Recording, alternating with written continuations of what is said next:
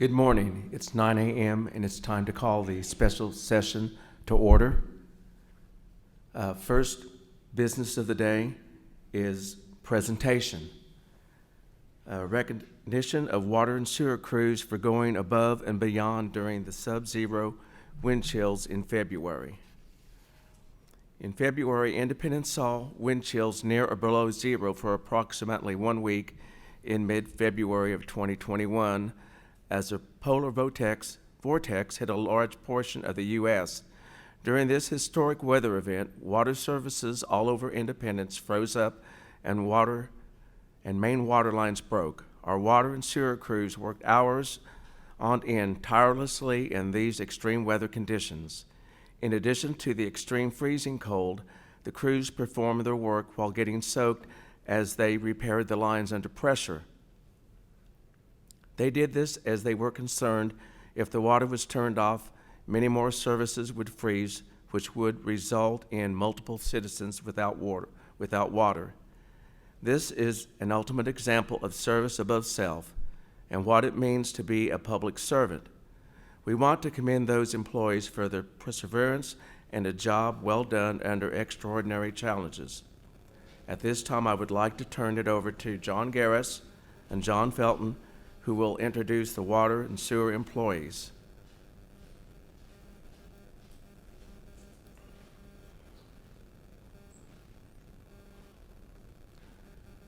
John and John, how are both of you this morning? Wonderful, thank you. Good to see both of you. And thank you for those kind remarks.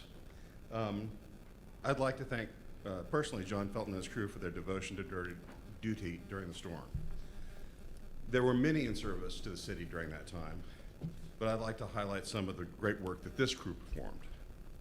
The crew worked around the clock in 2 shifts to keep the water system going. Without their diligence, we would have had a water system outage like so many other communities did during the storm. The numbers speak for themselves. There were over 30 repaired leaks. We had to shut off service for residents and businesses experiencing leaks so they didn't flood internally. There were 25 to 30 of those. We thawed frozen meters for residents and businesses. This crew did at least 15 or 20 of those. We changed broken shutoffs for residents and businesses, somewhere between 5 and 10. In 2020, we repaired a total of 163 leaks. So during this storm, they repaired nearly 20% of the 2020 total in just 5 very, very long days. Some of this was in the dark, and almost all of it was in very low temperatures. And repairing a water leak, you get wet. Combine that with the cold we experienced, it becomes a hazard. John and his team managed that hazard, thankfully, and did those difficult repairs without an injury or incident.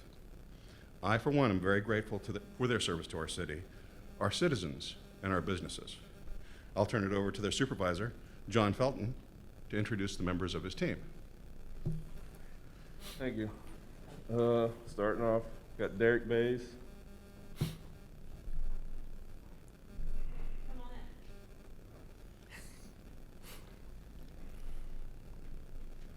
Got Paul Bunch.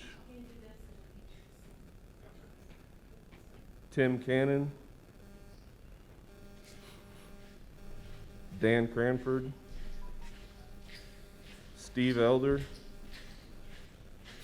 Dalton Fosnight, Russell Lloyd, Aaron Stringer, and then myself.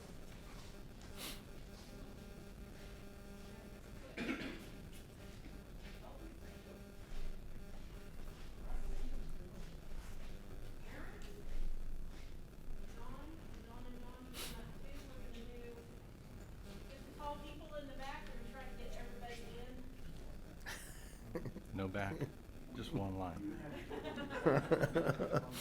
You can form 2 lines. You're smart guys. There you go. There you go.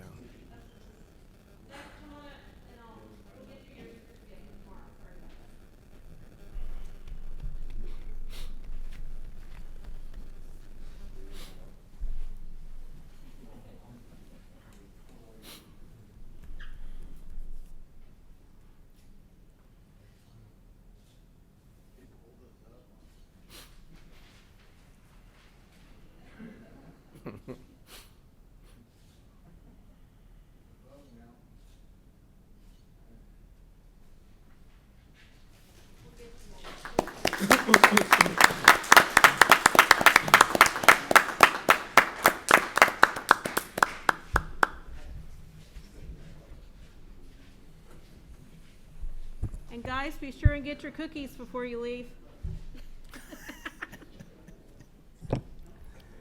All right. Item B, it's recognition of Employee of the Year, Sean Wallace, and the following nominees. I'm going to read Yeah. this presentation. In the words of his peers, peer employees, number 301 can always be counted on as a leader, team member, and friend when needed. For these reasons and more, Independence Fire EMS Chief Sean Wallace, badge number 301, was named 2020 Employee of the Year after being nominated by multiple coworkers for the award. In his nomination, Fire EMS Lieutenant Brian Bennett wrote, "I'd like to nominate Chief Wallace for his dedication, integrity, and his all-in approach and work ethic towards our department. I speak for myself along with many others in the department. We can always count on Chief Sean Wallace. He's a heck of a leader and is great to work for," Sean's coworker, Shacey Bowman, wrote. "Sean is not only a great employee, he is a great leader and a friend when you need one. He is not mandated to respond to every 911 call, but chooses to respond to help his coworkers. He leads by example." That sentiment was echoed by lead paramedic firefighter Rennell Hadley. "No matter the call, he is there with us, whether it's 2 in the afternoon or 2 in the morning. If we are exhausted and running all night, he is right there by our side. Structure fires, he is the first one in and the last one out. We may not be able to count on a lot in this crazy world, but we can count on 301 to be there." Wallace returned to the City of Independence and assumed the role of Fire EMS Chief in February 2017 after a stint working for Montgomery County in Emergency Services and Human Resources.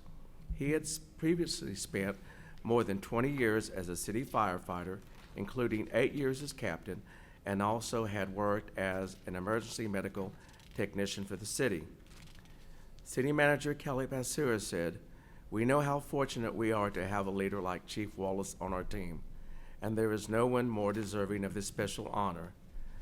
Basura explained the Employee of the Year Award was a new initiative in 2020 to further the city's objective to build a team-oriented work culture with high levels of employment engagement. Congratulations, Sean Wallace.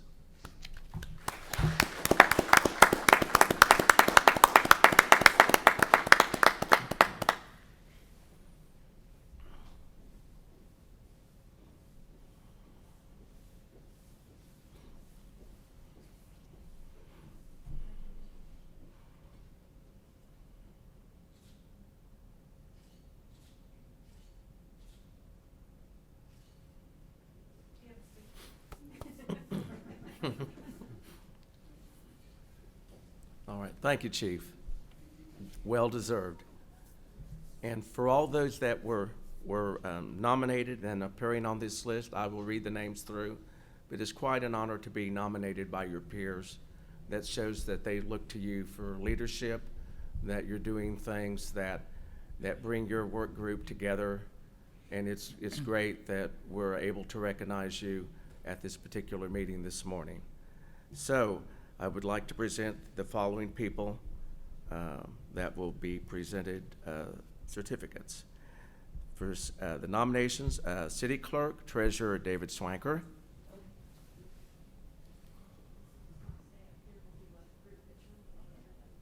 All right. From the police Captain Lisa Helkenberg.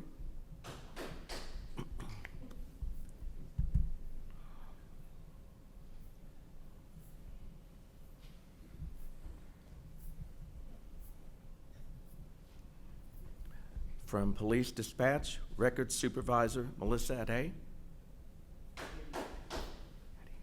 Addie.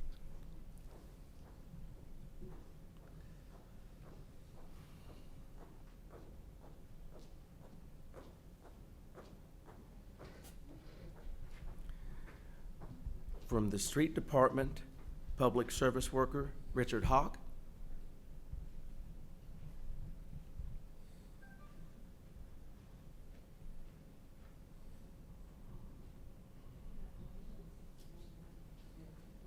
From the Sanitation Department, Public Service Worker Curtis Wilson.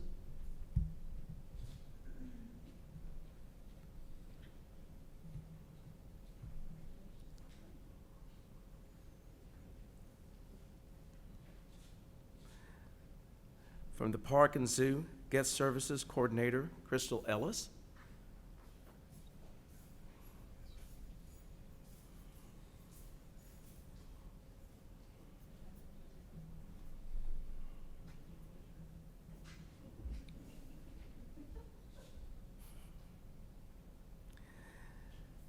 And from the zoo, zookeeper Mia Perez.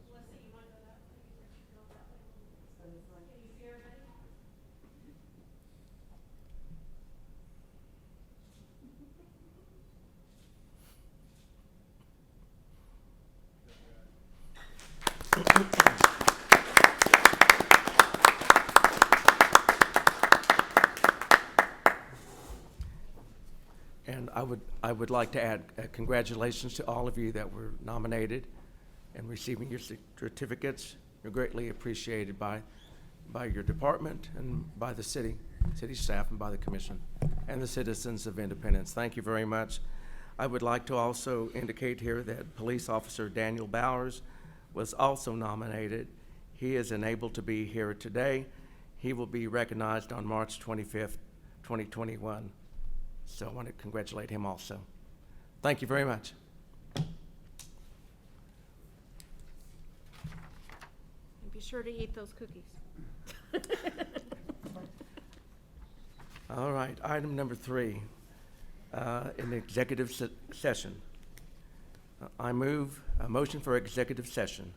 I move that we recess for an executive session for consultation with the city's attorney regarding possible litigation pursuant to the attorney-client privilege exception, KSA 75-4319B2, and the open meeting will resume. How much time are we going to need on this? No more than 15 minutes. 15 minutes. So I've got 9:15 at 9:30. That'd be fine. Okay, and that will consist of the commissions, And, Jeff, yes, the attorney, and Kelly, and David, David, yeah. Yeah, Jerry. and Chief Harrison. So that's the motion. Do I have a second? I'll second. All in favor signify by saying aye. Aye. Aye. Aye. Motion We're carried. going to the Legion Room because they're painting the veterans. Okay, this will be in the Legion Room.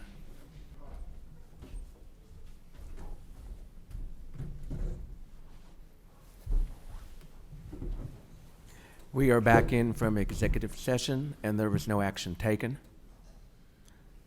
Moving on, item number 4, items for commission action. Discuss future city facilities and any related action. Mayor, this item was tabled previously. I have provided copies of all the previous information for your reference. In the back of it, I did print out the Memorial Hall plans, and they're stapled in the back of your book there.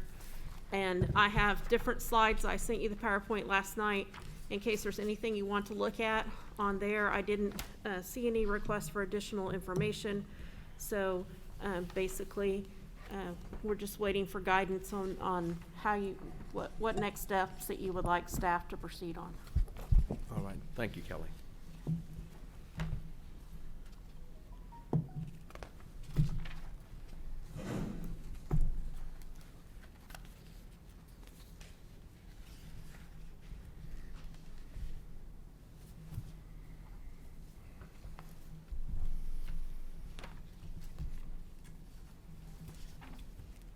And I do believe, I think Vance is on the team's meeting, isn't he, David? Yes.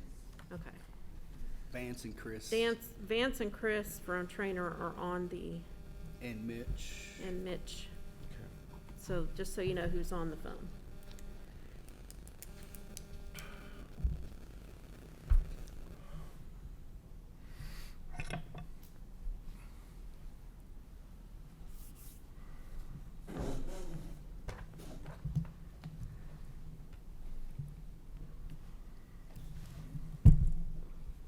Oh, thank you. Appreciate that.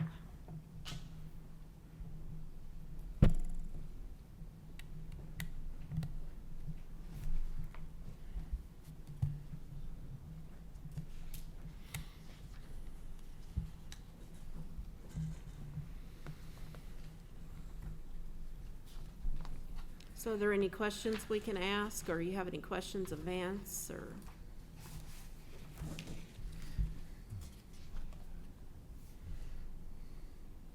Vance, how are you this morning? I am fine, thank you. All right, welcome to the meeting. I had Thank you. I had talked to you previously here, it's been, I don't know, a couple of weeks ago, on some questions that I had, which you were able to answer for me concerning the, some of the information that had been sent to us earlier this year, that you addressed those questions that I had needed an answer for. Right now, we are looking at moving forward on the Phase 2 City Hall, which I had talked to you previously about. And I'd also covered on the Phase 1 progress, to where we were basically waiting on a couple of the arch windows that were being fabricated, but primarily the majority of that work has already been completed. We were just waiting on those windows to arrive to complete the project, along with some additional caulking that still needed to be done. So where are we at on that part? So the windows that were missing have arrived, and they should be installed by the end of the week. I have asked Hofer and Hofer to provide a couple of options for dates for us to go through the work, review the windows, and that way the project can reach substantial completion. I'm hoping that they'll give us at least 2 or 3 days that I can coordinate with Kelly and David to find a time that works for them. And so within a week's time, we should be able to reach substantial completion. Great, that's good news to hear.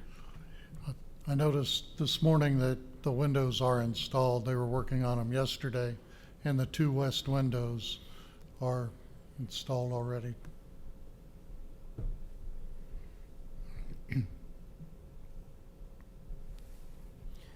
Yep, that would be fun. We're looking forward to being able to get into the building and to go through and see that what Phase 1 has completed, what the work looks like. So we'll be waiting to hear back from you as far as when that can be set up, and we can put it on our schedule to where we can be able to make the tour of the facilities. So, gentlemen, where do you want to start at this morning? Well, it seems like we've got a proposal for the fire EMS to consider method of construction, whether it be traditional design, bid, build, construction manager at risk, or design build, and then also, Commissioner Hayes, that you had mentioned about considering Memorial Hall for offices. Do we want to consider that, or do we want to proceed with the other items? But there's some things we need to look at to get the project going forward. Construction manager at risk, if that's the way we go. There's some key issues there. Also, some options we need to discuss. The survey and soil investigation for the fire EMS, also division of the property for the fire EMS. And then also discuss the marketing draft for the sale of 811 West, let's see, that's Laurel, right? Yeah. I guess I was looking at this packet that was prepared, and there is no order indicated for any of those discussions. So I was really waiting, I guess, for some kind of indication of order to discuss those. If you wish, one of the things that I had contemplated for this meeting was a quick walking tour of this facility. But I've been through it, and I know you have been through it, so another walkthrough may or may not be productive. It is, however, that would make it fresh in our minds for the rest of the conversation. If you wish to do that, I know that might take 20 minutes if you want to do that. That is one thing that we could do this morning, just to get the spaces in mind that would be part of the conversation about another Phase 2 alternative.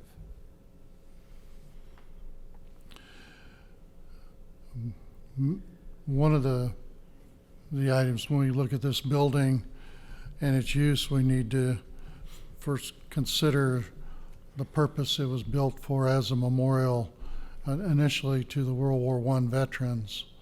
And I think the original bond was as a memorial and community services. So we need to consider the impact on that initial establishment of the building, that we need to preserve the memorial significance and consider if it converts to City Hall offices, how does that impact the memorial status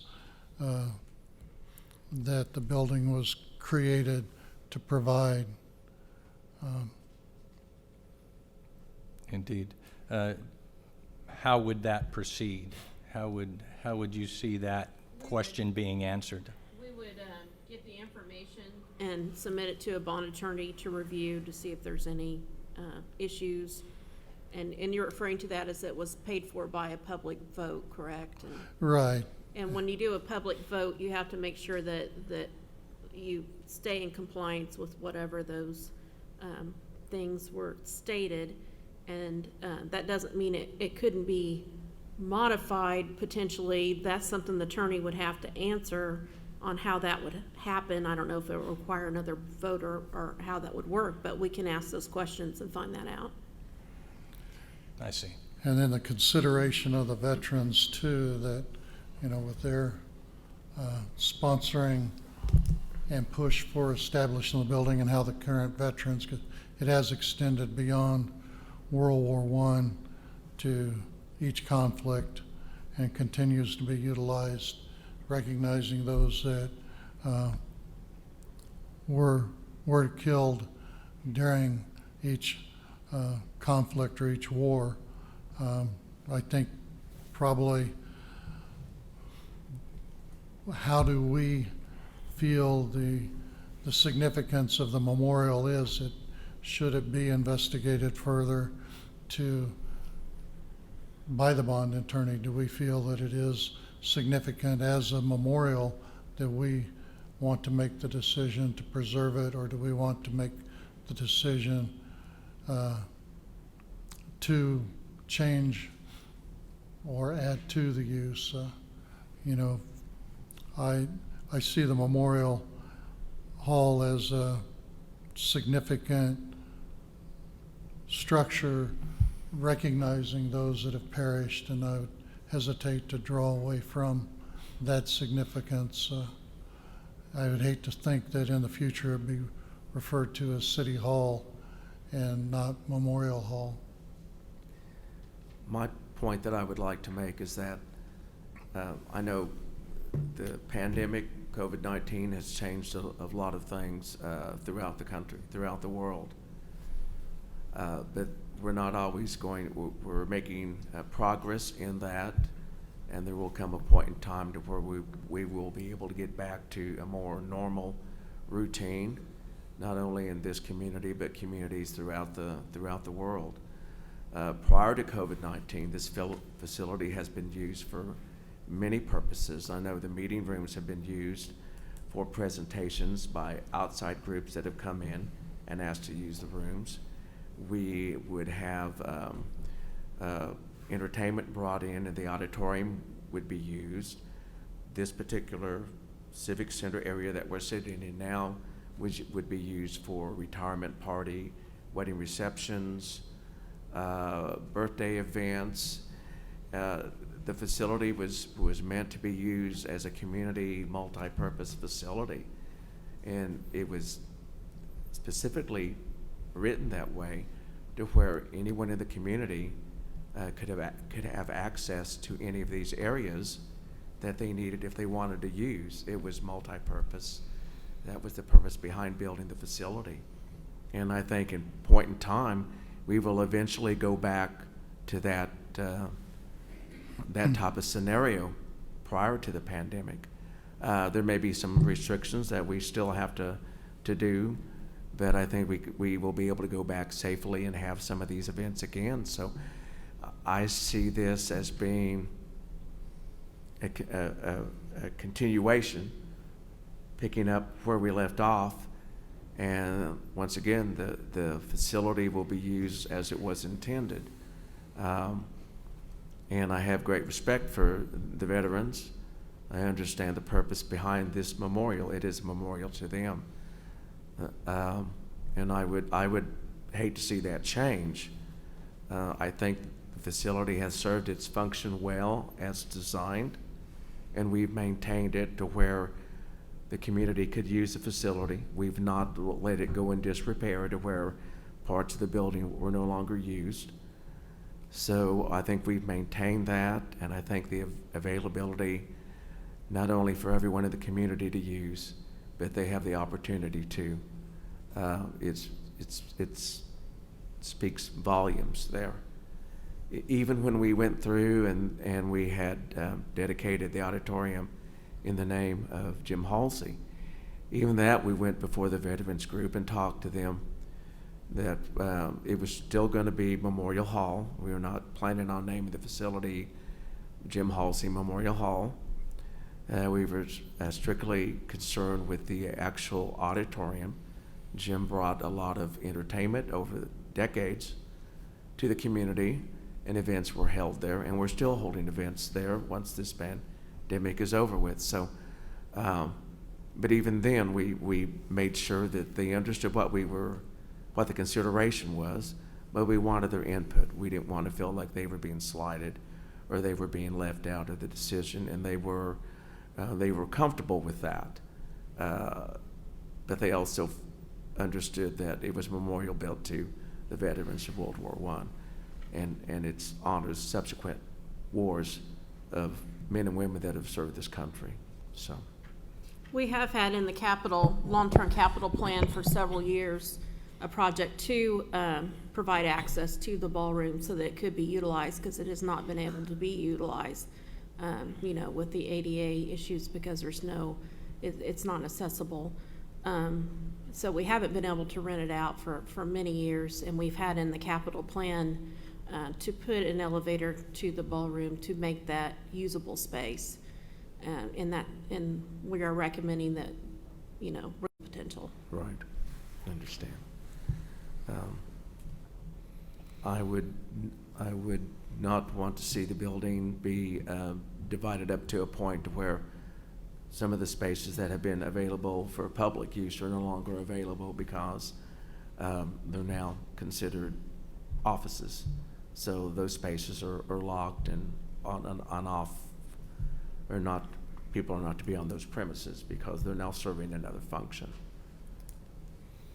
So that's my take.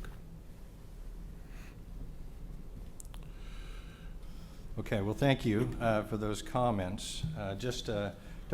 Basically, the outcome of that meeting is to realize that the cost of the debt service on over $6.5 million consumes all of the operating cost savings that would be reduce the efficacy of the building as a memorial towards veterans. That's not the intent. In fact, the intent was to take a look at the over 5,000 square foot of the mezzanine level and to see if, by virtue of being able to reach it with an elevator, we could save or reduce the cost of phase 2 such that we could bring the cost of the bonds down below $6.5 million and thus make it more cost effective.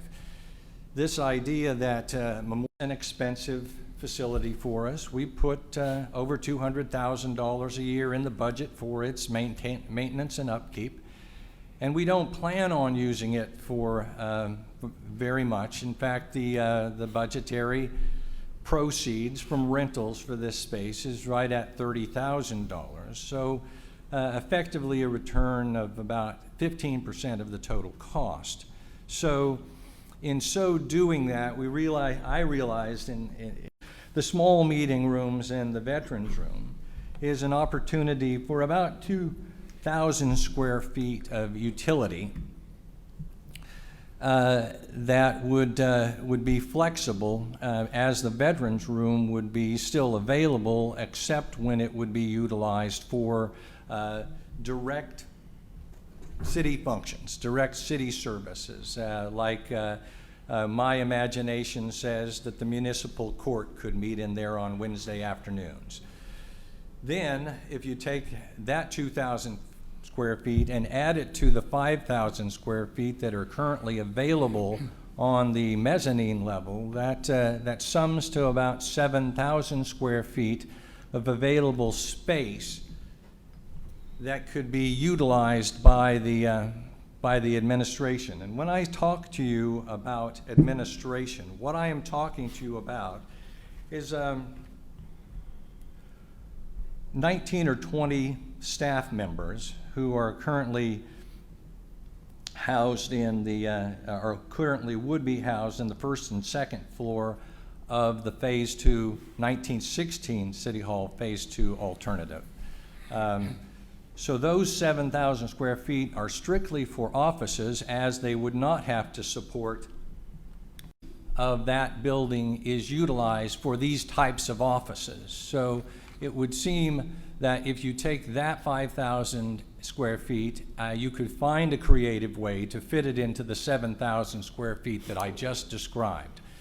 Additionally, the space that we're vacating there on the first and second floor, and a small room in the basement and a small storage space in the third floor of the 1916 City Hall building. Those spaces, the addition for fire and EMS on West Myrtle Street, you'll see a space that is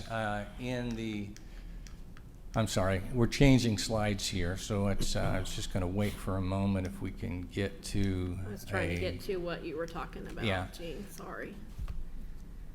You're close. Gotta be here somewhere. This is actually a prior, this is not the final Phase 2 layout. This one is slightly larger than the final Phase 2 that was offered to us on November the 19th.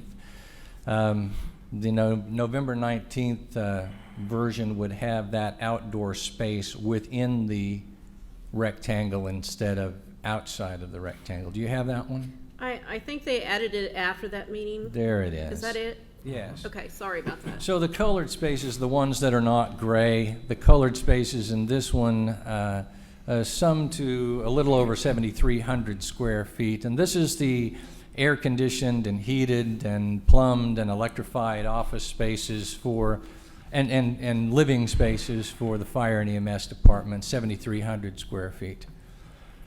So in my proposal for a Phase 2 alternative, this space would be housed in the 1916 City Hall in the 8,500 square feet or more that's vacated by the administrative office space, and that administrative office space would then be housed within the 7,000 square feet that I demonstrated for you in Memorial Hall and the two spaces on the first floor and mezzanine levels here. This, the advantage of this is, I believe, you save approximately for every square foot that we can utilize in Memorial Hall, you save a square foot of constructed space that Trainer has led me to believe is always going to be in excess of $200 a square foot. And so that should create a cost savings. It should also be noted, though, that this is not all of the additional space that would be needed for the fire and EMS department, as they would need room for their vehicles. And so vehicles and support functions would probably, because of the nature of that, have to be new construction in the vicinity of the 1916 City Hall building. And I'm not an architect, so I cannot estimate how much it would cost to build a apparatus bay. Well, I understand your points that you're making, Commissioner Hayes. We both said on that initial committee that we were appointed by the commissioners. The City Hall Steering Committee? City Hall Steering Committee, that is correct. And at the time, there were no guidelines set as far as the size of the facility, nor was there a dollar limit set as what the project should not exceed. At the time, citizens of the community looked at this, and when the information was presented, they felt like the steps that should be taken were, one, to renovate 1916 City Hall because it was an anchor to downtown and the building had value. The building was rock solid. It had good structure, good bones. It just had been neglected for a good number of years of any serious improvements. A hospital facility, that the facility itself was going to be a burden for the city to continue to maintain, not over 10 or 20 years, but for however long that building is to remain standing. So you're looking at 40, 50 years down the pike. The building also turned out to be more square footage than was actually needed by the steering committee. That was not going to happen, and the steering committee made that very clear. We also understood that not one person could hold up the progress of the steering committee. There's certain things that we liked, there's certain things that we didn't like, but not one of us were going to be a stumbling block on blocking that project moving forward. I thought the cost was excessive, and at that point, I wouldn't recommend that you bond out our bonding limit of $13 million. So we've basically had to start from scratch again. And it's easier to move on when you're not already occupied in a facility. And we were already occupied in the facility. So the steering committee, based on people from the community, from all walks of life, decided that the building needed to be sold and that the 1916 facility needed to be fire and EMS has, the number of ambulances, the Tower 1, the emergency vehicles, especially tower trucks, they continually get bigger, they're heavier, they're wider, they're taller, and at some point in time, an old facility, even as 1916 City Hall it was never actually made to house fire equipment. And they've also had to go through and updo the total concrete surrounding the West Star building because the trucks are so heavy, they've broken up the concrete equipment. So you have all this equipment that needs to be housed, and it needs to be housed under one roof and not scattered throughout parts of the city. So this is $6.572 million. I understand that. But when we initially looked at, in addition to that, the building itself, the temporary building D, it is basically a medical facility, and it has great value, but it never had great value as an administrative office building. It has great value potentially as maybe a mental health facility, or maybe as a hub for some other, to turn that into, to keep it as a medical or a treatment facility of some sorts. And that's where the value of that is. If that can be marketed and turned to that, we can bring in services and jobs and have support jobs that will come out of that facility that will bring more value to the community. I myself, I like the concept of renovating and keeping the 1916 City Hall. It will be adequate space to handle the police and the that is based on future costs and the savings of future costs, and sunk costs, however great they are, can't be recovered. And so if we can't recover it, it's really irrelevant to the concept of how much are we going to spend for the next phase. So, if you don't mind, can we talk about the phase 2? That's fine. I was just trying to bring some history. That we did, and so there was a projects just as you enumerated, and just as costly as you indicated. And also in February of 2018, I also came before this commission and said, too expensive. That at that point in time, we already knew that a $16 million or $13 million facility was going to be really too costly for the City of Independence.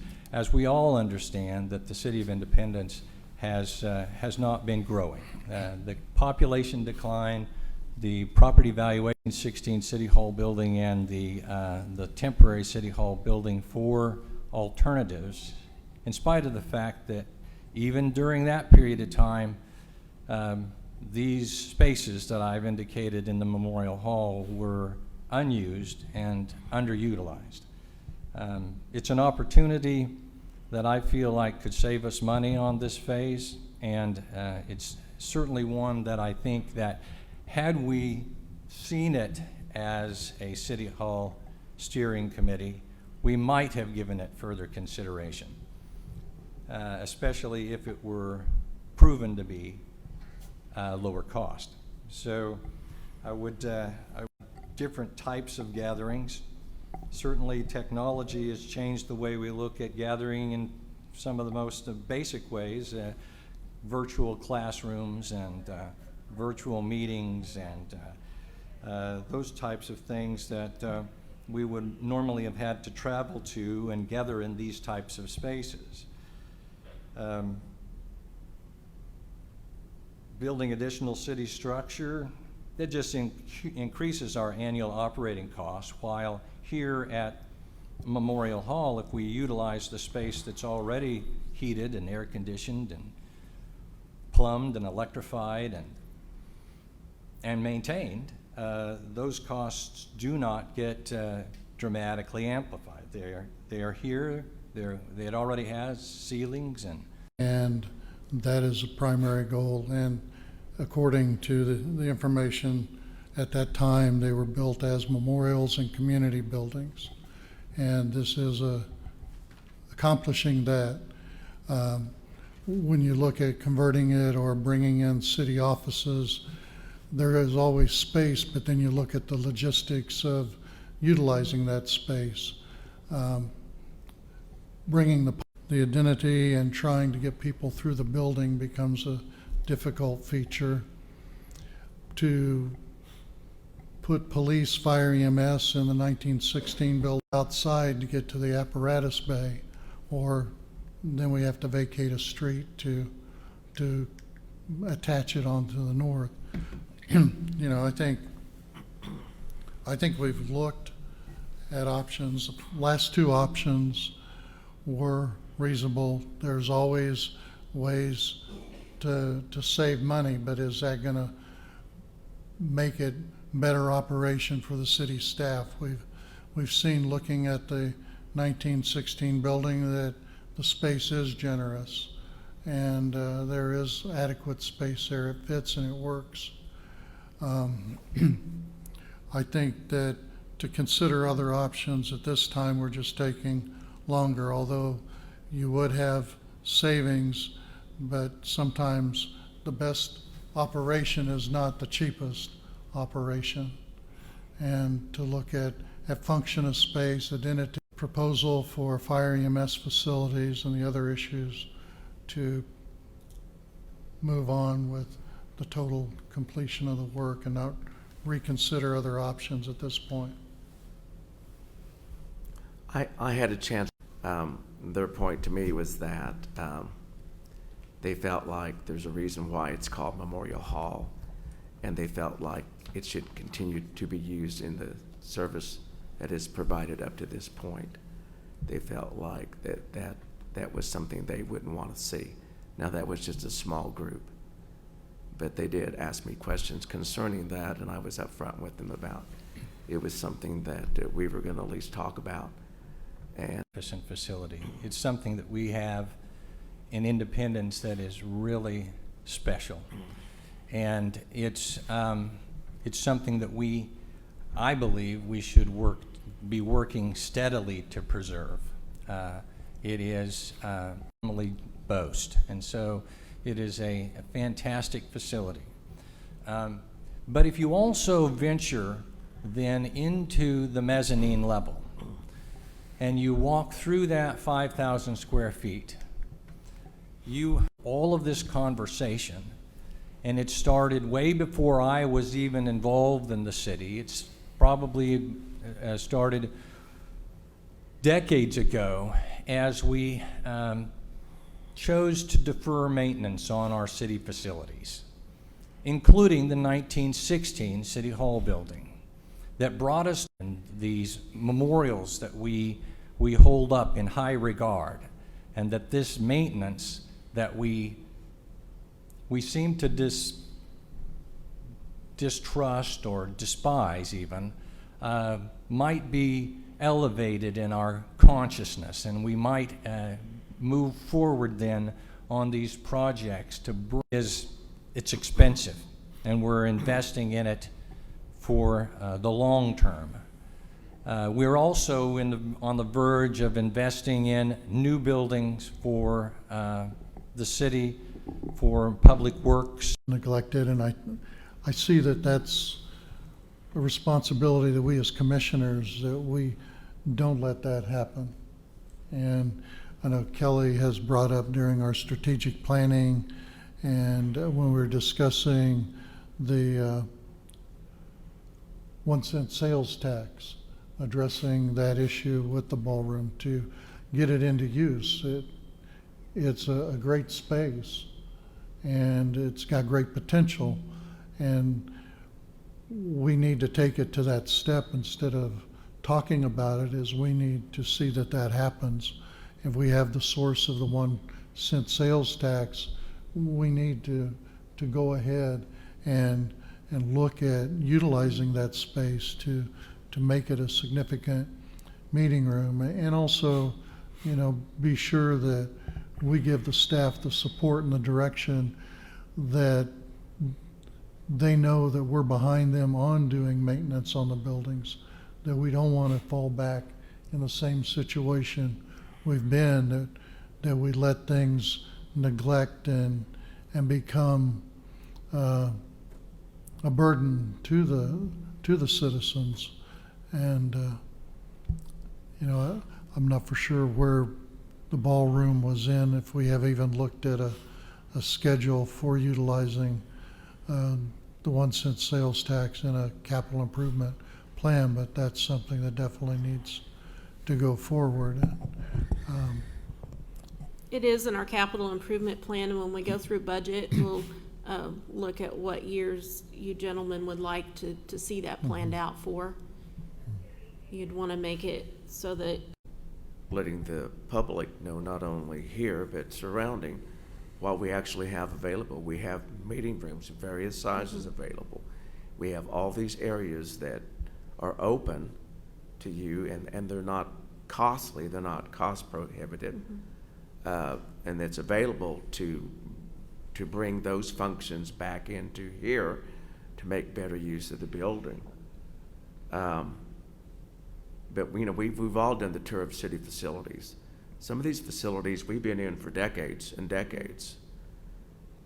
And I'll just say it, we've been ever, but our idea would be to put everybody into one building that served multiple uses within one facility, shared break facilities, shared locker facilities, with, offices for the city engineer and their staff, and more on this line of sight management. that would be more palatable to the citizens of Independence. Also on this, not to be lost in the conversation, there are historical tax dollars, tax credits that are tied to this 1916 project. So there will be some money coming back on the backside, somewhere identified anywhere from $800,000 to $1.2 million. So we've got a good plan. I still get asked by people, when is this all going to happen? Are we getting any closer? I think we've got a good plan here in front of us, and I understand. I understand what Commissioner Hayes is saying. Bidder and build.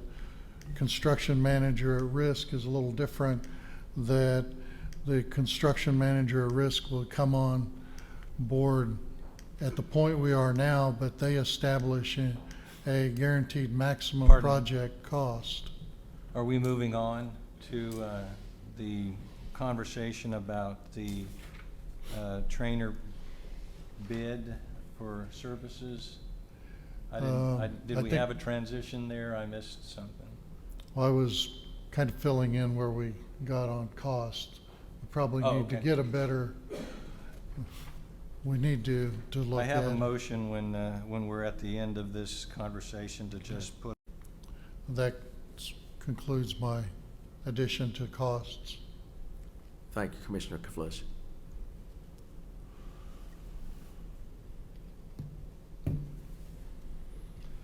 Well, if, based on the conversation to date and to this point, it seems like a motion of this nature might put a cap on this conversation. And so I move that the city engage an architect to develop a Phase 2 alternative, including Memorial Hall and the space here and heading.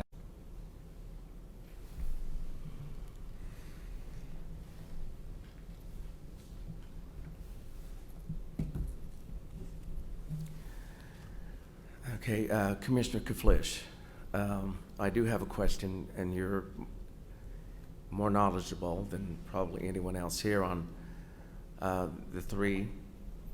The prime, the designer works for him. Construction manager at risk, the designer and the construction manager at risk both work for the owner, would be working for the city. So I think the first two provide the city the best protection. The advantage of construction manager at risk, and please, Vance, join in, that it allows the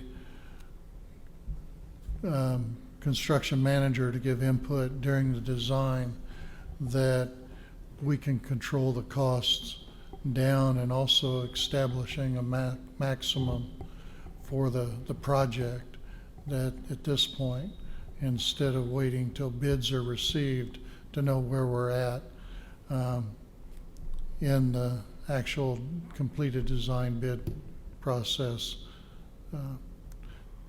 For example, the contractor, as the architect's picking carpet, he can give the construction manager a risk of performance. And as we've talked in the past, there are oftentimes advantages of looking at the alternative method, the construction manager at risk. The value that we see on this particular project is that, in fact, we not only have one project, which would be the renovation, phase 2 renovation of the 1916 City Hall, but we would also then have a separate project that is the addition to the fire and EMS building. And a construction manager at risk, developing early estimates through the design process, with their relationships with the trade subcontractors, they can reach out to them. They can review our documents to make sure that our documents are telling the complete story for bidding to subcontractors later. They can provide advice and guidance on constructability, on how to move forward, whether both projects proceed at the same time, whether they are consecutive or concurrent. Those are the items that construction managers, I believe, can help the City of Independence make sure that this project is a successful project. Their input is important, and having the right construction manager at risk as part of our partners is extremely important. And so in this particular case, we do believe that the construction manager at risk is probably the better option for the City of Independence. the price they do establish is a guaranteed maximum. They take liability, other than change orders, they take the liability to stay within that number. Is that correct? That is correct. And they do that with a level of confidence because they are part of the design process. They are looking at the decisions that are made for not only the layout of the buildings and the constructability of the buildings, but the materials that are being selected. So they have a relationship with the trade partners, like I mentioned, so they can feel confident with the numbers. It is important that they do include contingencies as part of that guaranteed maximum price, so that adjustments that may need to be made towards the end can be made without having to come back and asking the project to have its budget increased. So that guaranteed maximum price is an important component of demolition under phase 1, we've reduced that somewhat, haven't we? Yes, I believe the city made the right decision in that phase 1 work, not only of buttoning up the exterior so we could dry out the building, but also to clean out all of the non-historic additions and modifications that have been made. So what it will do is it will reduce the risk as the construction manager board brings on the subcontractors, that they can see what they're getting into, and it helps reduce the unknown. So I believe that was a valuable step as part of the project.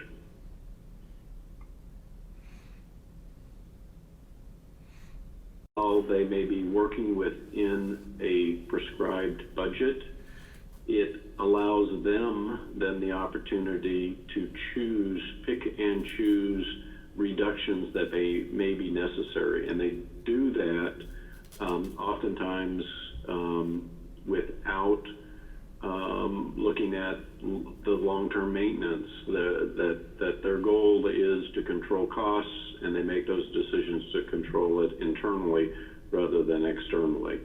And with having the designer, the architects and the engineers under their contract, then you often lose the advice and guidance that can be provided as a third-party designer. That's what you might lose with a design-build method. So the, Where by the time the GMP is established, they are well immersed into the project and understand it much better than what a contractor would be doing if you were following the traditional design, then bid, then build process. so what they would take is the cost estimate that you've furnished, and you would sit down piece by piece to reestablish a price not to exceed that, but preferably lower as you get into selection materials, equipment, finishes, construction systems. Yes, we would be looking at that, utilizing the numbers that we've been given and the commission has reviewed. By having them on board early through design, through the bidding, and oftentimes construction managers at risk do self-perform certain components. And that will be something that you'll want to look at as you look at selecting a CM. Do they have the ability, and is that an advantage to the city? There's always a gap of work that you can't subcontract everything. There's overlying issues that you do need to have a manager that has capability within his company to do some construction. Well, one question, the construction manager risk with your consultants, MEP particularly, or maybe even structure to some point, they do work with those engineers to help control the costs of their components also, don't they? Yeah, that's a good point to bring up, Commissioner. Systems that could be selected that have that lower upfront cost, but they might be higher to operate. And that's where the CM at risk can help evaluate those systems and talking about upfront costs versus the longevity and long-term costs. Those decisions can be made and should be made early, and that's a role that they play. Well, I know also on some materials, some simple things like light fixtures. Years ago, Lithonia is a good fixture, but Williams made a 2x4 troffer that was performed. Okay. So kind of going on a checklist of what we need to accomplish is decide construction, look at your proposal, then discuss surveying of the properties for your design, and if we do go with the construction and manager at risk, we need to discuss how to proceed with that. But first we got to decide which of the three systems we want to utilize. Vance, I'm going by the statement that you made earlier that due to what we've already completed on phase one, and we've eliminated the items that you already mentioned earlier, that in your opinion, and you've handled a lot of projects over years, that you felt in our situation, you felt that the construction manager at risk offered the best opportunity for the city of Independence to pursue, and that's based on your professional opinion and your what you've dealt with over years and years of other projects you've worked on. Is that correct? Yes, I do, Mayor. I do, because not only are we looking at the renovation of the 1916 building, but we have another project that's on a separate site. And because we're working within a budget, we want to be able to look at both projects at the same time. so that we can make the choices that are in the best interests of the City of Independence to bring them both together within the budget you have established. And that's where, in this particular case, a construction manager at risk seems to bring great value to the project. All right, thank you, Vance.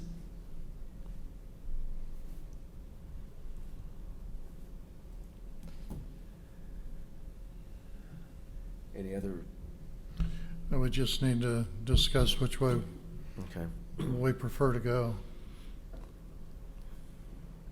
Well, we've had this conversation before in a commission meeting as we looked at these three options for construction management. And I think the consensus during that conversation was the construction manager at risk seemed to elevate, or seemed to align, with our objectives on this, and that is to minimize the cost and to increase the or decrease the delays associated with these types of incomplete communications. And so at that meeting, I indicated my support of a construction manager at risk strategy.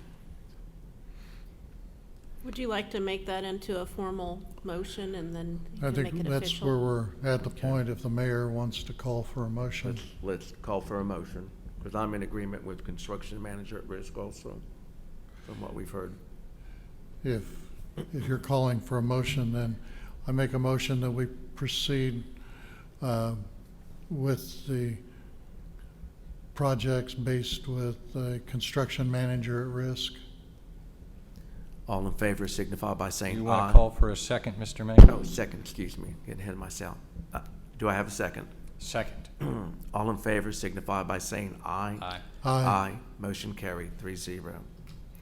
Now, if we go, the next step for that is we can either, I saw an email, I think, that Kelly, you had checked for legal requirements. We could either select one, or we can still have three and go through a request for proposals. Well, the statute that Vance sent to Jeff Chubb, our city attorney, he said that did not apply to us. Okay. So Vance can probably tell us what the next step would be on that. I think if time allowed and it could be turned around shortly, I think if Vance could give us some name of at least three firms that he's familiar with and could work with Kelly to develop an RFP.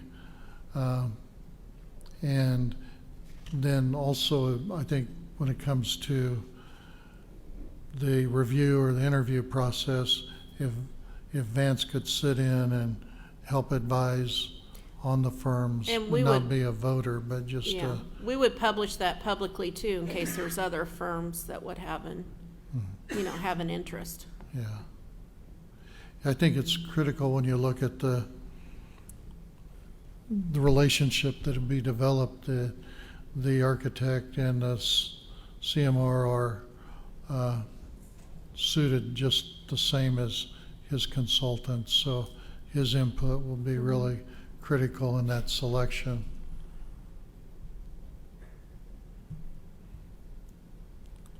Vance? Would that be agreeable to you, Vance? Yes, I'm sorry I was on mute.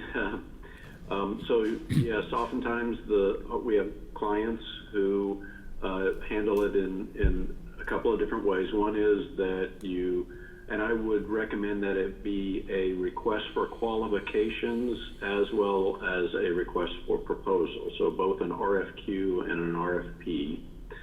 And you can either advertise or open it up for any and all to submit information. The other process that clients have gone through is looking at what I'm going to say are proven or qualified contractors based on recommendations, and from that short list, you request their qualifications and proposal. Opening it up to the public, The only thing it will do is give more time, require more time and input to review. There may be some that none of us are familiar with, so we would have to do due diligence to make sure the city has the information that they need. And so we can handle it either way, an open process or a selected list or pre-qualified list. It's up to the commissioners or the city how you'd like to proceed with procurement. And I was looking at our procurement policy. We post anything like that publicly to follow our policy. And so that's why I brought that up as well.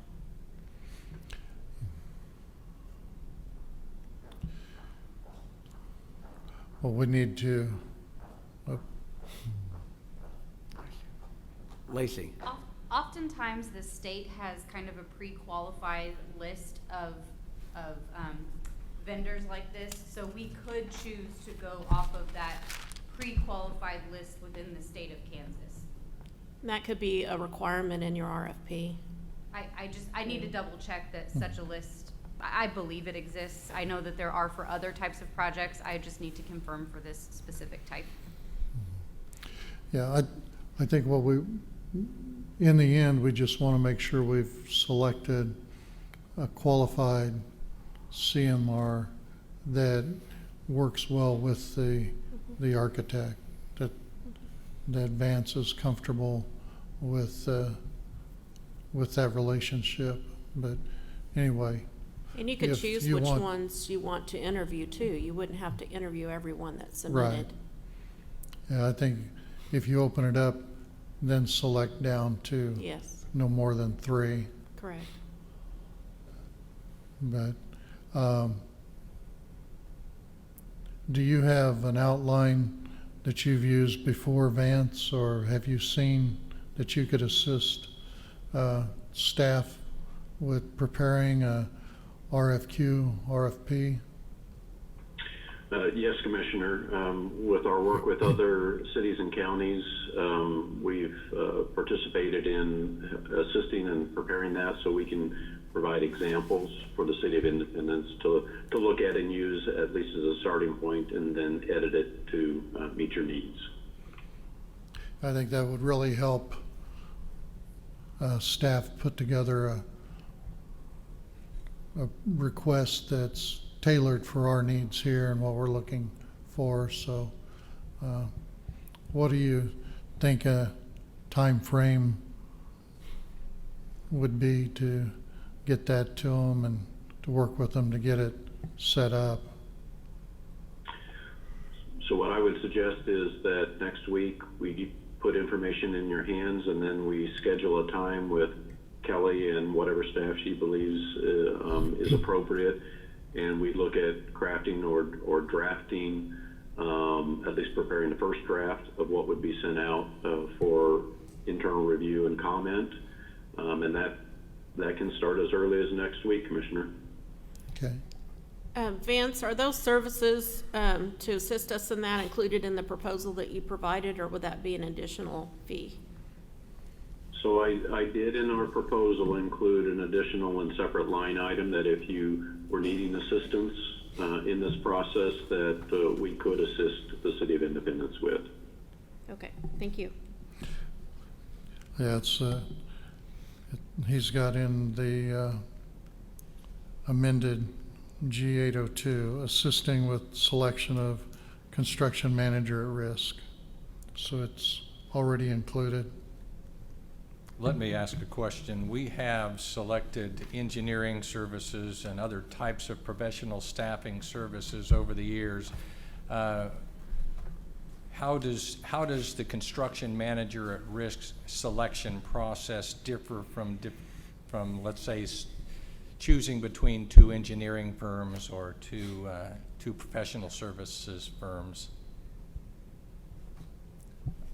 I guess that is for either Vance or Kelly.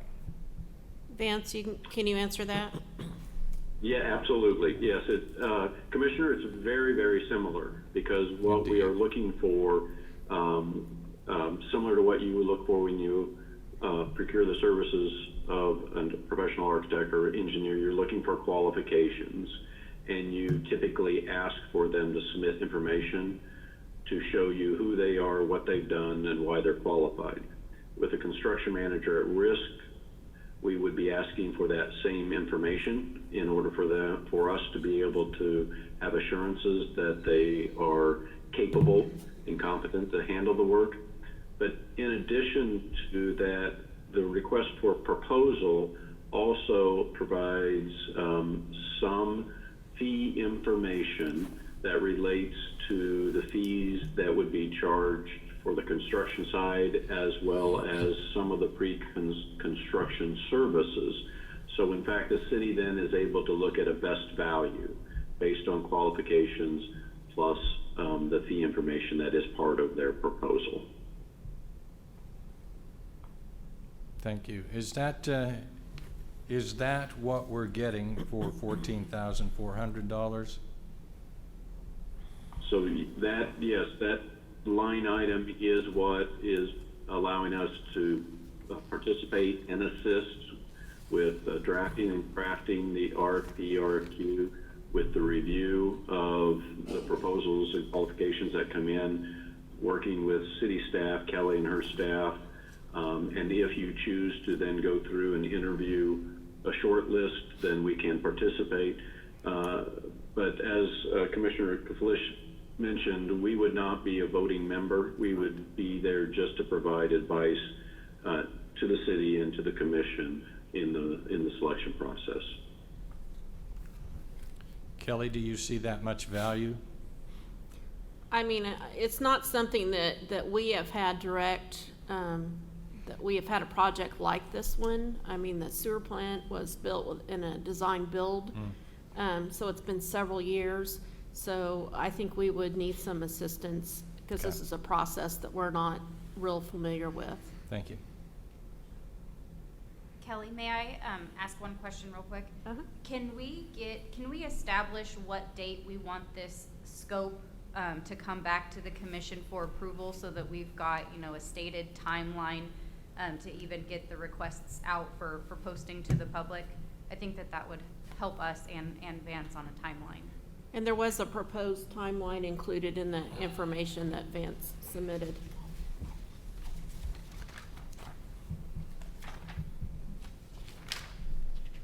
And if I may, the timeline that I did include, and I noted it as a draft schedule, that draft schedule shows that we, Trainer HL, were ready to move forward with the next design steps if the commission were to approve the amendment to allow the design for the fire and EMS addition. But we prepared it as a draft, knowing that if you did choose to pursue the construction manager at risk, that there would be a time delay necessary to bring that person on board. And it is appropriate for us to bring them on board at this early stage, or at least by the time we are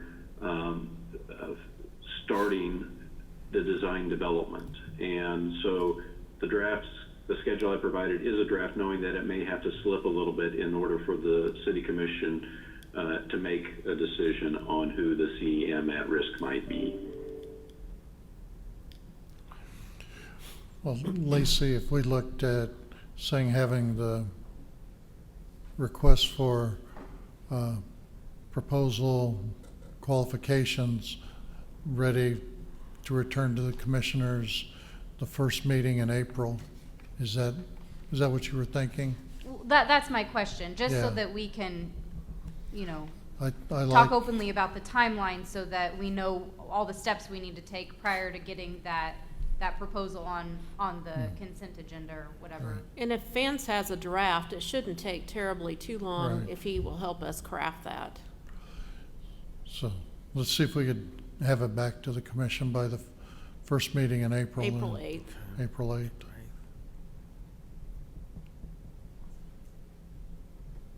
Thank you.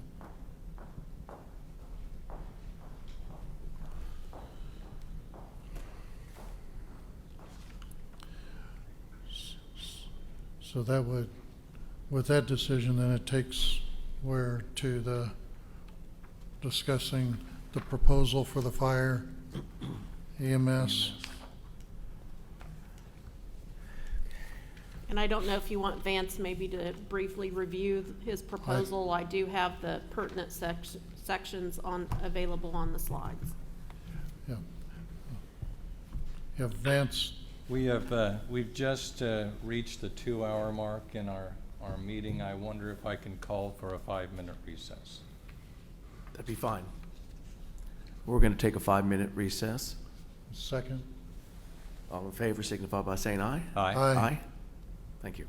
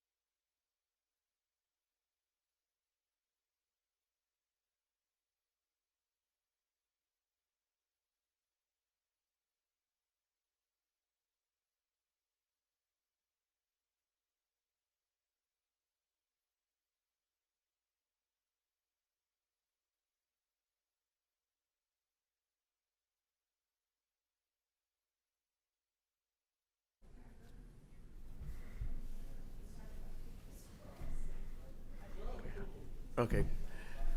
We're back in session. So Vance, do you want to review your agreement? I have it on the slides. Yes, absolutely.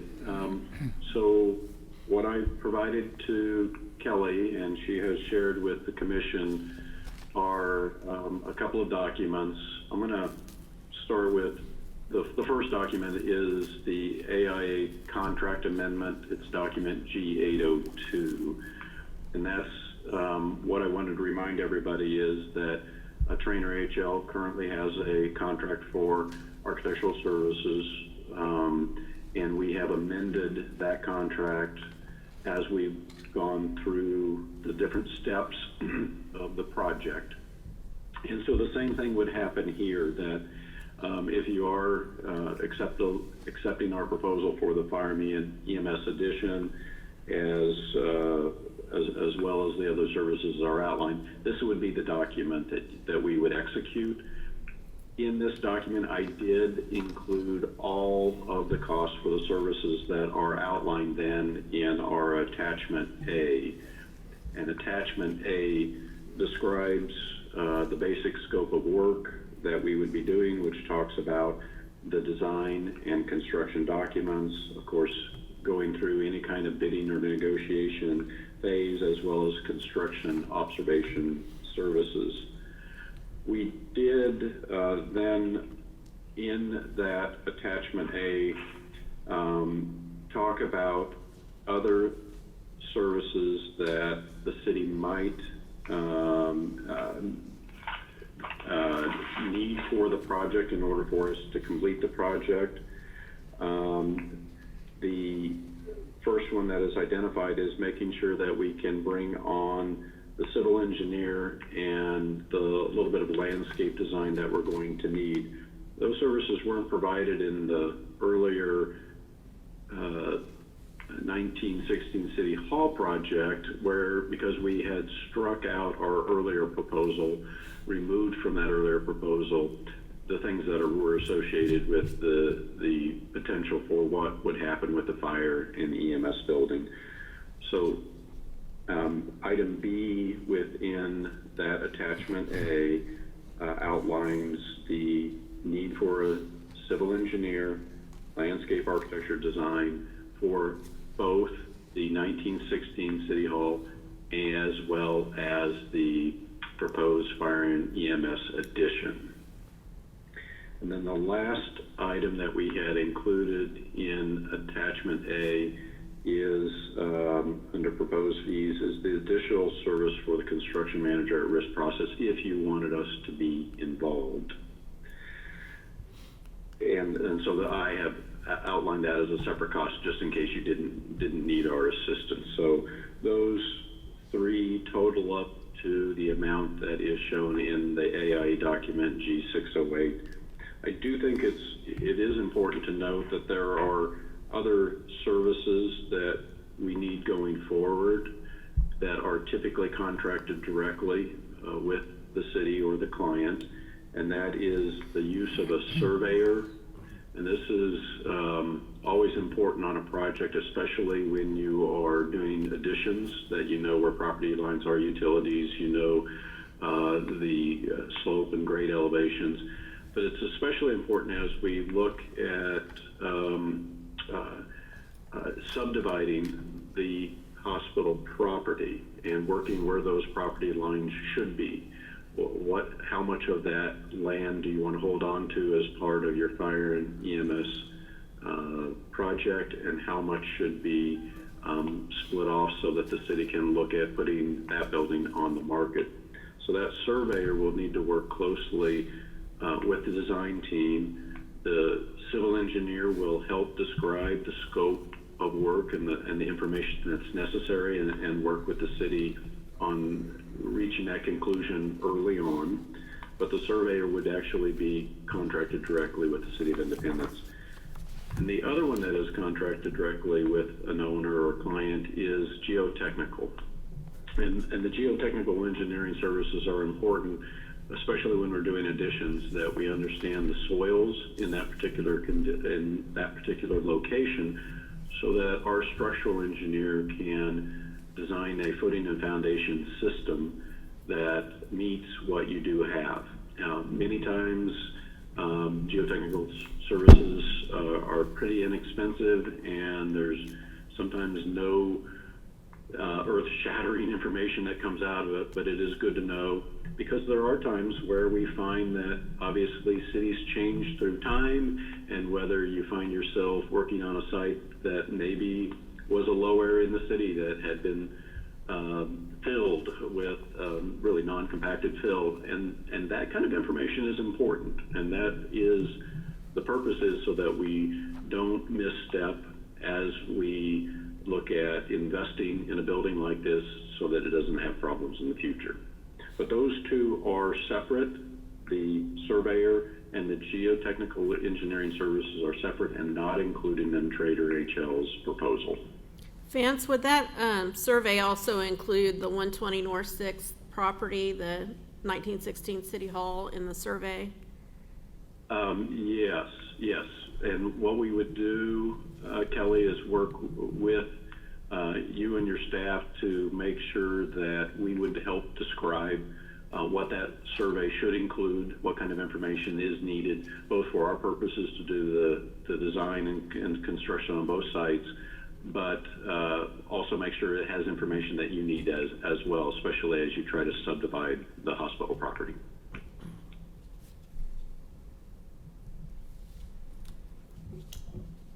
And would you help us provide the scope to, for the geotechnical services also?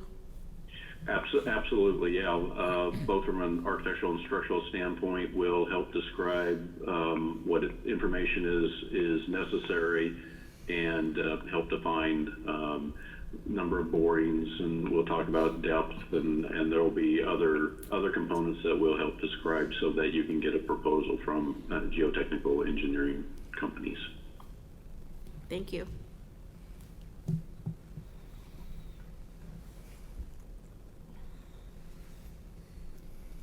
Staff would need authorization to negotiate the survey with, I would recommend, a local. Authorization to seek the services of geotechnical engineering. Yeah, on the survey, I would say authorize staff to negotiate with a local surveyor, Okay. since we only have one, Okay. and we can work with them directly. Okay, so the motion to be made will be authorize a local survey company to do site survey on the property, and then give the staff the authority to contract geotechnical engineering services for both projects, the Yes, 1916 and we would City Hall. negotiate the fee for the survey too. Fee for so. the survey, and engineering services, geotechnical engineering services for the two projects, 1916 City Hall and the new fire and EMS addition at 811 West Laurel. West Laurel. Vance, you won't need borings at 1916 City Hall, will you?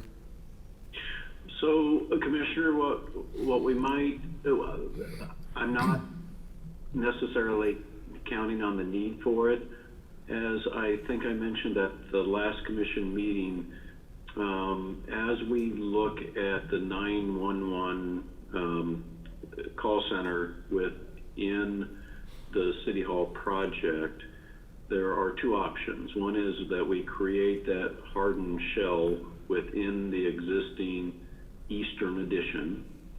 The other option, and this is why the CM at risk is important to bring on early, is that there could be potential cost savings if that existing eastern addition, which is non-historic, would it be better for it to come down and a new addition built? So the geotechnical services would help with designing that addition. And Commissioner, we do know that we will have at least a small addition as part of that project, where we have the Sally Port for the police department. And that is in the location where the current old shed or barn is located. So there will be some geotech actually on both sides.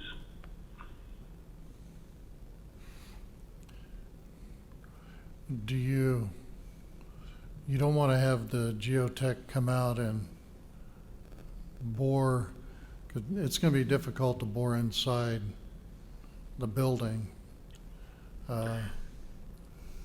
with the clearance, particularly the old barn. They'd have to hand auger. They would have to hand auger, Commissioner, and we have done that on other projects. This is where having the CMR on board would be to determine when's the appropriate time for that to happen, because can the project move forward with the removal or the demolition of that old addition to get it out of the way. This is one of those times where having the team all together is appropriate in order to decide when and if we need the geotechnical services on the 1916 site. So right now, we just need a motion for geotech service at the fire EMS location. Is Well, that- my preference, if I may, my preference would be that you give Kelly authorization to proceed with both. They may happen separately rather than simultaneously. Right. We could do an ad alternate for the additional Right. services on the, on Yeah. that portion. I guess I was looking more direction for them to know how to proceed with their request initially. So, okay. That clarified. Thank you. All right.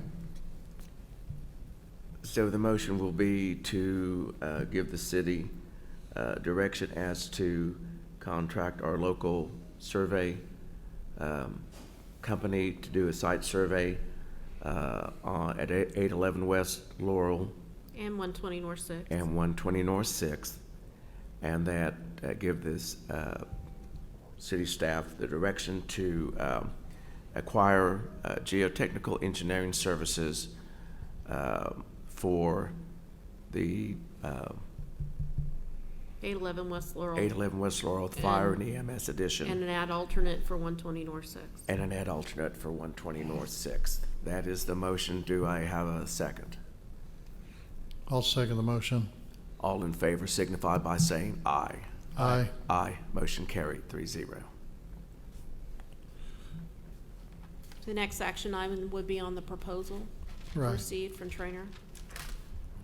Well, if I may, this type of service that we have just made the motion for, including surveying and boring, is a data collection that may be helpful to us as we market the buildings, properties. And so I think that I understand that would be maybe of interest to a buyer. And so I'm voted in favor of that motion. Timing for these proposed services going forward for the development of architectural plans and other civil engineering and services like that may be, I think, out of sequence to some degree with regard to the marketing of the building. So I'm wondering, do these quotations have, that are in these proposed fees, do they have a time frame associated with them? How long will they be good for? If we pass them today, will they time out at some point in time if we are not, if we don't utilize them? Commissioner, I'm not sure I fully understanding. We do believe that, of course, the fees that are being provided here can certainly be held for a number of days or even months if necessary. We would not begin design services until the city does move forward with bringing on the CM at risk, or we would at least maybe look at schematic design with but we would go no further than that, and the commission would be able to guide us on. Well, thank you. It's not incrementally listed, which is the schematic design fee, is it? Yes, no- you are there's no correct. I did not schematic break dis- it down Yeah. into that, but I will certainly do that for you as part of the contract if you like. Yes, please.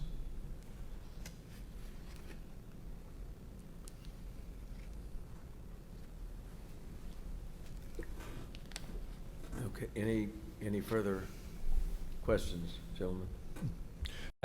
We have yet to identify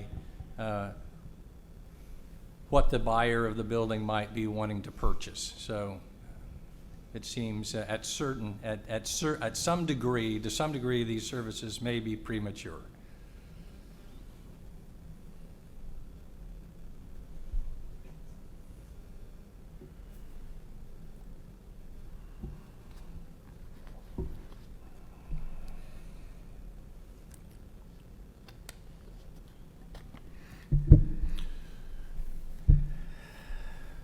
Yeah, I guess I thought we were going ahead with the projects that, we look as, we've got to develop both of them together, or that's how we've been discussing.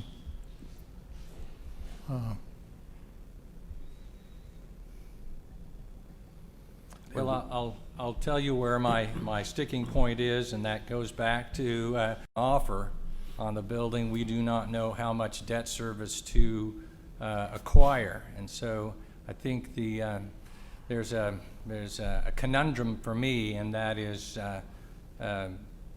which is the cart and which is the horse. And I think the sale of the building certainly weighs heavy on the cost effectiveness and the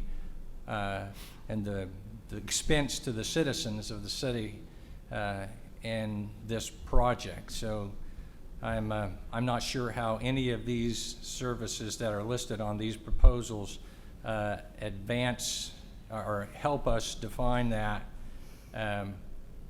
The question of how much debt do we have to acquire to fund the project. Well, a while for that building to be turned, but you can't hold up one for the other. Oh, yeah, but my contention is that that one or the other. The previous owner or previous party that was interested in purchasing the building, I think that was in like the $1.2 to $1.4 million range. That party is not engaged and not part of the conversation going forward because we did not aggressively market that property at that point in time. Yeah. And so aggressive marketing hasn't been discussed, and therefore I don't know how we can use any value that is not part of an aggressive marketing strategy. I was just putting the figure out there as previous. Okay. That it wasn't even marketed then, and somebody came up with a use for the building and was at that point. But I think our point is looking at we've been discussing the proposal. I don't think we've acted on that yet. And then the next is looking at the marketing proposal that staff has prepared a draft for us. So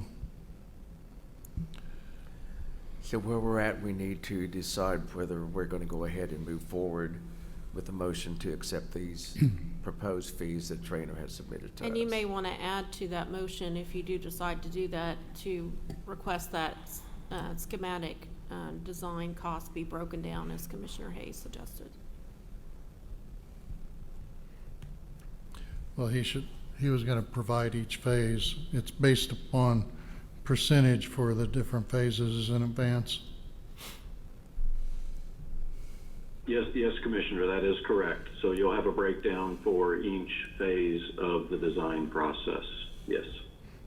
Which that might have been identified in the original owner architect document. But anyway, Okay, so I'm ready for a motion. I make a motion that we authorize the city manager to sign document G802 with Trainer HL for architectural services for the fire EMS facility.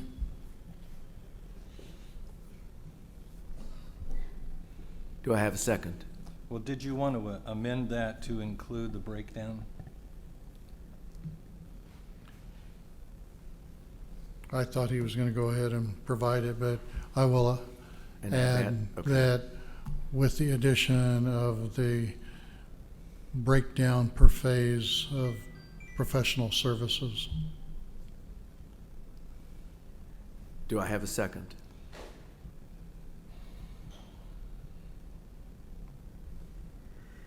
Does that read right? Gentlemen, do you understand that? Well, the motion. Did you want to read the motion back, David? Make sure. No, I'd rather look at it on Facebook and get it word for word. Oh, okay.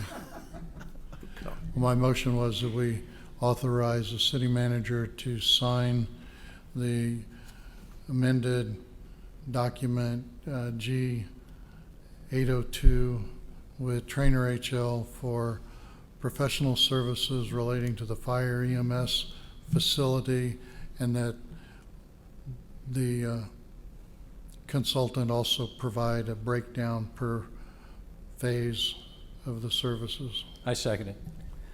All in favor signify by saying aye. Aye. Opposed? No? Motion carried, 2-1. All right, now we are ready for the marketing proposal. Would that be, And this is a very rough draft, just kind of to get the discussion started.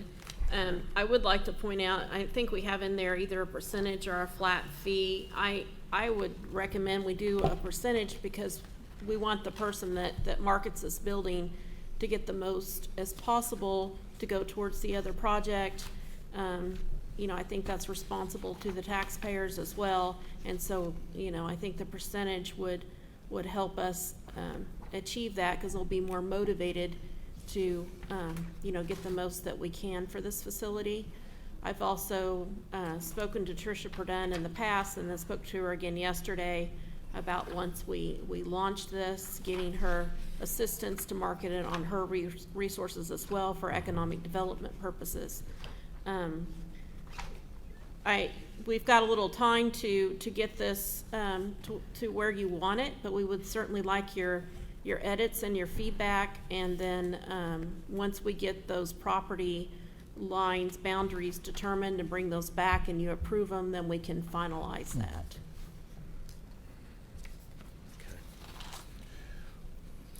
I think I had wondered if going the other way with the fixed fee, because there's a appraised value and actual value, but I see what you're saying too, though. I just The think we need to be, motivation yeah, is in the percentage, so, we want that Yeah. person motivated to get as much as possible to help us amortize the other projects. yeah. So Yes. are you suggesting to drop the fixed fee reference? I do suggest that. Good. I see that in item 4 under compensation, the first line. Is that where you're talking about, or does it occur other places? I believe it's just right there. Yes. That's the only place Yeah. that that occurs? I believe so, if I remember correctly. And David did draft this, and he did a good job for a first draft. Was it in the breakdown too, where they filled it out, David, and submitted? That's why I was Yeah, going back it's to look. on number 7 on Number basis of 7. compensation. Yep. So we'll delete the flat fee references in the document. Basis.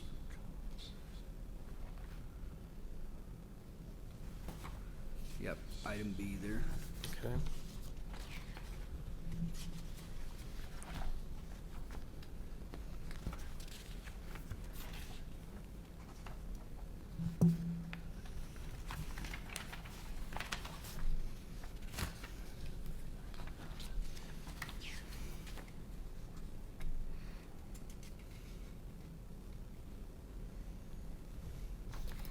And something, once we get this ready, something you also may wish to consider, if the building is sold before we're ready to move out, we may want to include some language about, you know, doing a lease where we lease from the new owner until such time that we get relocated to. Right.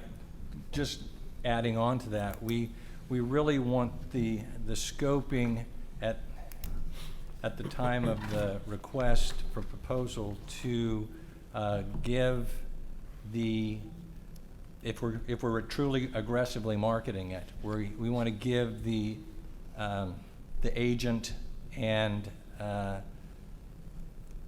some latitude within which to promote it, including perhaps if the buyer, well, what? Delay closing or lease it back? No, just the actual, well, that portion of it, yes. But then the property definition itself could have multiple definitions at various prices. So that if a person wanted to buy the structure only, if they want to buy the structure and the parking, if they want to buy the structure and the vacant space south, you know, those kinds of breakdowns could help a buyer see this differently than just maybe the building alone. And that might make it attractive to them. If we are aggressive, we should give those options a chance up front rather than immediately off the bat limiting those options by scoping it in such in a way that serves maybe our initial concept, but doesn't really know what the marketplace is ready for. And so I'm just saying that as the request for proposal is developed, that we give this idea of scope some latitude, and maybe let the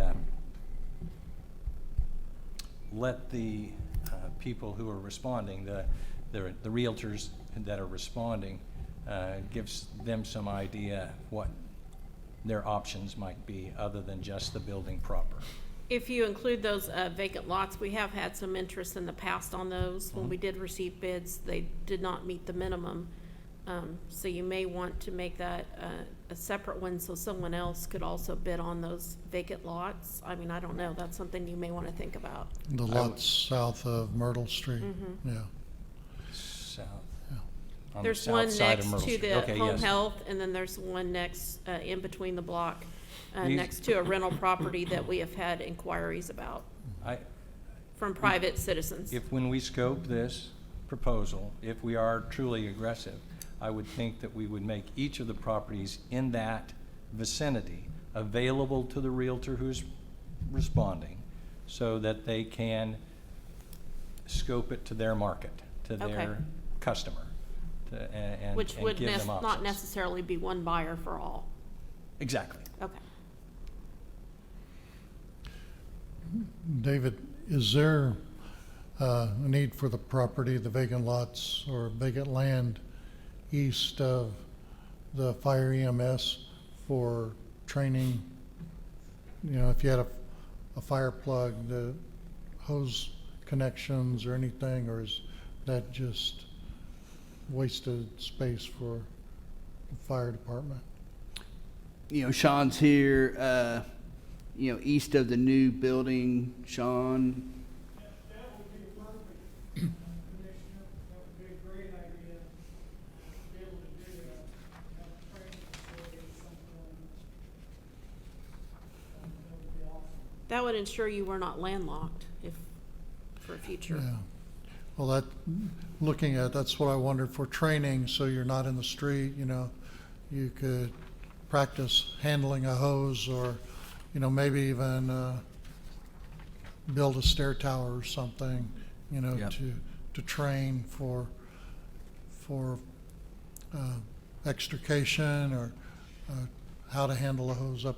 Yeah. So You know, I think when we look at the final package to be offered, make sure we're not shorting. We don't want to keep if we can't use it, but if we can use it for training and Yeah. conditioning, then I We've think even that should be considered. use that area for canine training for the police dog too, because it's a nice open area that provides that space.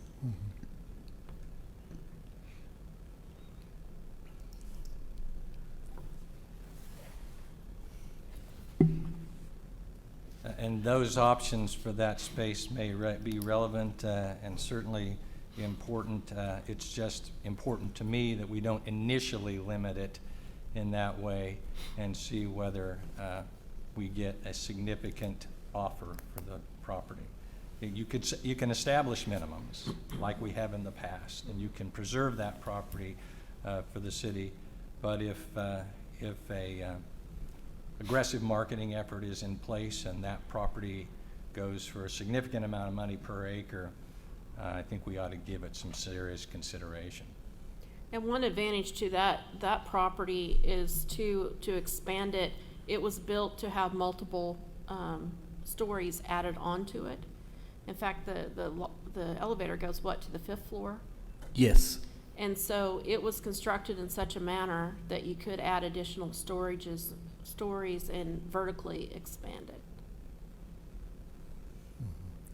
Which is an important point, I think, for the realtor to know. These types of considerations will be important as we go to a large marketplace with this. And of course, part of the definition of aggressive marketing is to expand the offering into a much, much larger market, perhaps, thinking much larger than just Kansas. Certainly. And Tricia has also some resources that will help us do that as well, in addition to what the realtor could provide us. These realtors should understand that we're expecting them to go to the corners of the world to find the buyer. Absolutely. So are you looking at reaching out to like marketing specialists in Wichita, Tulsa, Kansas City, Dallas? We're not going to limit it. We will post it publicly. We will use any resources that we have and Montgomery County Action has to locate these type of firms and Dealing property like yeah, this. and we want to make sure that when it's out enough time that they have adequate time to respond. We don't want to rush it and then shortchange ourselves. Right. We may want to wait 3 or 4 weeks Yeah. to let it. You want to make sure that we get it advertised and has time to get out there so that they're aware of it. Indeed, and the we- advertising strategy for our proposal itself needs to be significant enough that we Yes. reach these types of realtors. Right. Yeah. In this type of product, do you limit it to only one real estate marketer, or do you open it to in the different cities, states, or metropolitan areas that each would have one? Or like, would you select just one in Wichita, and that would be the only one that has it? I anticipate you would work with whatever firm you chose that has that national reach, and then have a contract with them. Just like if you're going to sell your house, you pick the realtor you want to work with.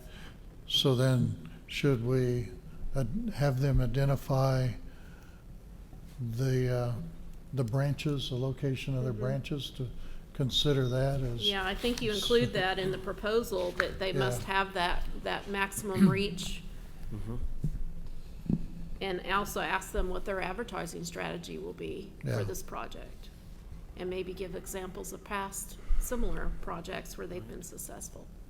Yeah, because we are a little off the beaten path, so you're gonna want somebody that is aggressive, that does have contacts elsewhere.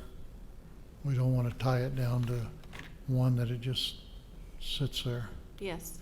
I think on their questionnaire, we asked, list outside key consultants or associates anticipated for this project. Okay.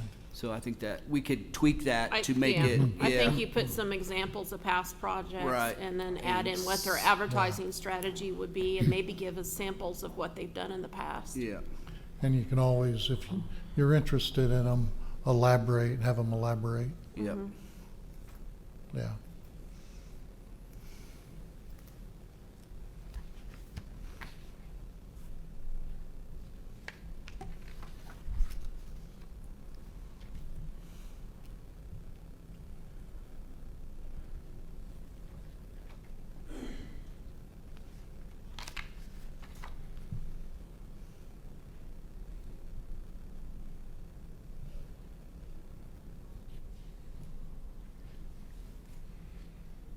And since we're in a pandemic and the way that building was structured, I mean, it has been a blessing for us to get through the pandemic and the way we were able to separate everybody and not have cross-contamination.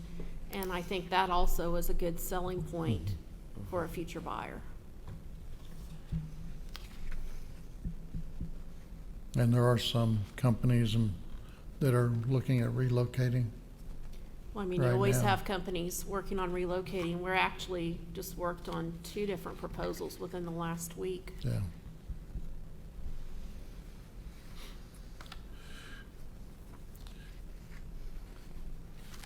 Looks like you've put a lot of thought and going in a good direction with it.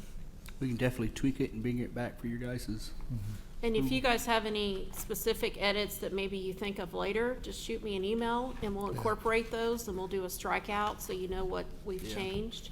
And we can And we'll edit the just work on it pictures, together and, Mm-hmm. include the whole lot to give more of an idea of what's all. well, and once we get the survey too, then that will help us on.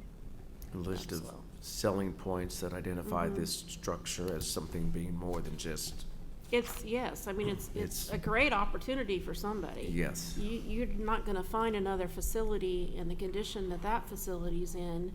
And the fact that we're utilizing it and it's not vacant while you're marketing is also an advantage. Yep. So, A little easier to I sell think this than a is vacant an structure. opportunity.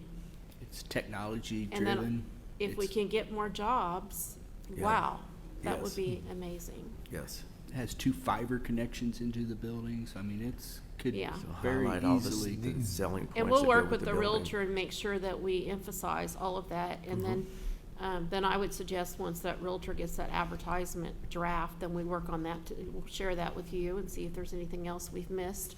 Because Okay. we definitely want to include all that information. I couldn't agree with you more on Yeah. all of those points. So it is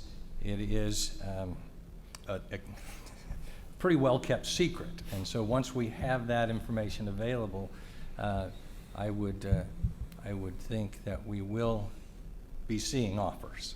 Well, and not only that, if it's a company that has, maybe located somewhere else, then they have a private jet, we have an airport. So, I mean, how lucky are we to have that? And I think that ties into it as well. They could fly their corporate jet in and, you know, it's just, I mean, we have a lot of advantages. Yep, In we addition do. to the quality of life, park and zoo and things that, you know, for people that would move here for any type of future jobs at that facility. People looking for more open spaces and getting away from the congestion of the cities Yeah, for a and safer that's way of life. happening right now. Yeah, We're seeing a lot of that. So I think that's also something that we market. And, I mean, the pandemic was horrible, but let's take what we can out of it to Sure. show what opportunities we have here. sure. Agree.